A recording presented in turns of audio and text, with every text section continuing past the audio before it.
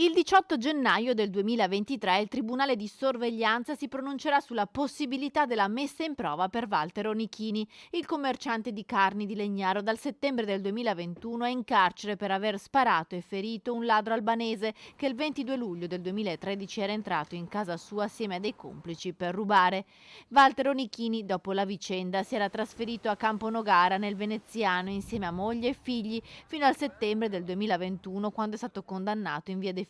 a 4 anni, 10 mesi e 27 giorni di reclusione per il reato di tentato omicidio. Per Walter Onichini, la famiglia e un gruppo di sostenitori nei mesi successivi all'arresto si erano mossi per chiedere la grazia al Presidente della Repubblica Sergio Mattarella, ma i tempi sono lunghi e dopo la richiesta inoltrata al Ministero di Giustizia non sono mai arrivate risposte. Da qui la richiesta fatta da Onichini dell'affidamento in prova. Se il Tribunale di sorveglianza dovesse pronunciarsi in maniera favorevole, il commerciante di carni potrà uscire dal carcere, dormire a casa propria e lavorare, rispettando ovviamente una serie di restrizioni alla sua libertà personale, ma questo gli consentirebbe di aiutare economicamente la sua famiglia. La moglie di Onichini, oltre al lavoro, infatti, deve gestire 2 bambini e ha bisogno di sostegno, dato che nell'ultimo periodo ha avuto dei problemi di salute. Onichini è in carcere dal settembre del 2021, prima a Venezia e poi spostato per ragioni di sicurezza al Due Palazzi di Padova, dove comunque non può frequentare spazi comuni ad altri detenuti per ragioni di incolumità.